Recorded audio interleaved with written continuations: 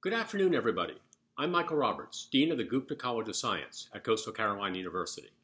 I'm here today with Dr. Sharon Gilman, a professor in our biology department. Dr. Gilman, could you introduce yourself to our viewers and perhaps tell them a little bit about your background? I'm Sharon Gilman, professor of biology at Coastal Carolina University. I teach evolution, vertebrate zoology, animal behavior, and a graduate course in informal science communication. I've also taught our majors and non-major intro courses in biology, and I've worked quite a bit with our local middle and high school science teachers here in Horry County. Thank you. It sounds like you're particularly interested in science education. Could you explain a little bit about that? Yeah, I think absolutely everybody needs to understand and respect how science works. There's just not a better way to answer questions and learn about our world. You know, if you think about it, little kids are born scientists. That's how you figure out how things work. You know, what happens when I toss my teddy bear out of the crib? What happens if I try and ride the dog? What happens if I drop these keys in the toilet? Life is just one big experiment for a little kid. And when you go to school, at first you love science. That's the fun class. You get to watch caterpillars turn into butterflies, and you go outside, you investigate waves with slinkies. They introduce you to a microscope, and you find this whole new world of things. It's just fascinating stuff. And this curiosity will continue on. If you're encouraged and supported, and you have really good teachers, and you might end up being a scientist, and your whole life will be spent exploring questions you think are interesting and trying to find answers. But for a lot of people, what happens instead is science becomes this dreary marathon of memorizing facts. Nobody likes to do that. So a lot of people just say, "Oh, I hate science." And I think that's just a disaster. I know our viewers may be wondering, why does that matter? Why is it important to be concerned about science? Well, I think everybody, no matter who you are or what your job is, needs to understand that science offers our most reliable source of information. Scientists deal in facts, and that's it. Good scientists, and that's most of them, don't have an agenda. They just want to figure out if their hypothesis is correct. They want to find the explanation for things and get the right information out there. And so it's important that people understand how that works. So let's take an example that's been in the news lately as to why that understanding matters. So in 1998, a paper came out in the British medical journal, The Lancet, and it claimed to demonstrate that there was a correlation between the combined MMR, or measles, mumps, and rubella vaccine, and autism. So this got picked up in the news, and rightfully so. Parents panicked. How can this be? What is this? And scientists also said, "What? Kids have been getting these vaccines for a long time, and we've not seen anything like this." And so the scientists did what they do. They took a second look at this. So we call that peer review in science. And if you publish a claim, you can be sure somebody's going to check it out. Nothing goes unchallenged. And so scientists took a look at this particular study, and they took a look at all the data they had been collecting over the years. And of course, they are continuing still to collect data on vaccines. And so what did they find?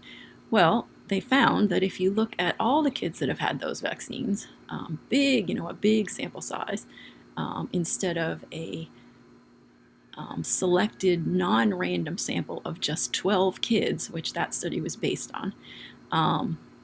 And it turned out that the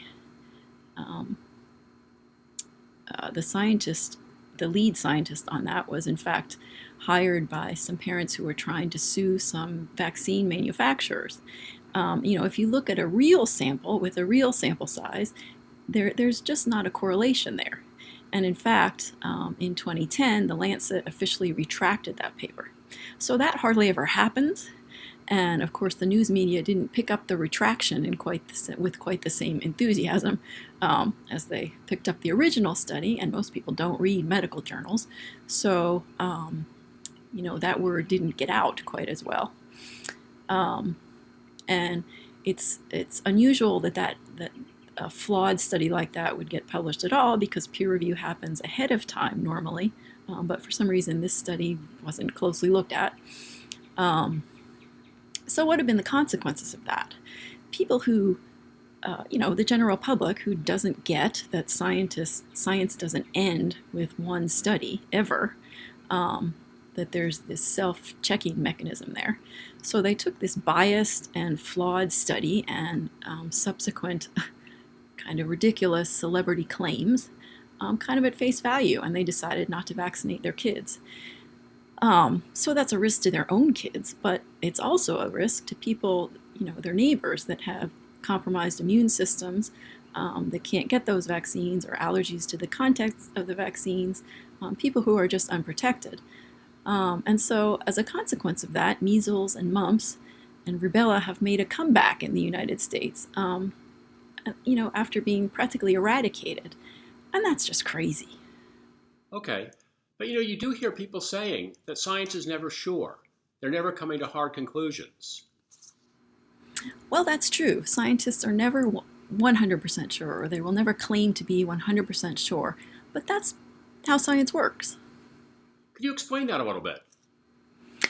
So any given scientific study, as I said, isn't the end of the story. That vaccine study, was not the end, was not the final conclusion. So scientists design experiments and test their ideas and collect and analyze data and determine whether that data supports their hypothesis.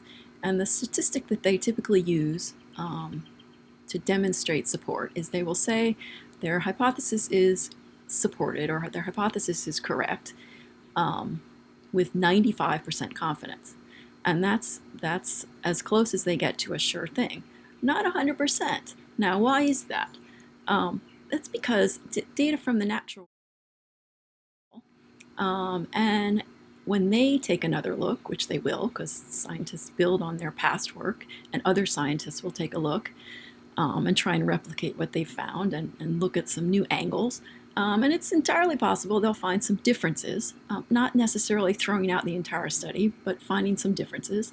So they always allow room for new information. So, for instance, scientists looked at the effectiveness and safety of that of the measles, mumps, and rubella vaccines individually, was how they were first given. So that started in the 1960s, and in the 1970s, the MMR version combined was okayed, and kids started getting that. And in 2005, chickenpox was added to that same vaccine. And, since then, hundreds of thousands of kids have had these vaccines. And all that time, scientists have tracked, how they've been doing, the consequences of that. They've looked for side effects, and they've looked for, effectiveness and safety. And the thing is, when many scientists have experimented and pored over their data like that, and run their models and tweaked the models, and data collection has continuously improved and gotten better, and data has accumulated, and still the basic idea is supported with 95% confidence, whether it's the merits and safety of a vaccine, climate change, evolution, or even the laws of gravity are supported with 95% confidence, and you should have confidence in that science. I mean, life as we know it may depend on that. Science just works. Thank you, Dr. Gilman. I really appreciate you being with us here today. Have a good day.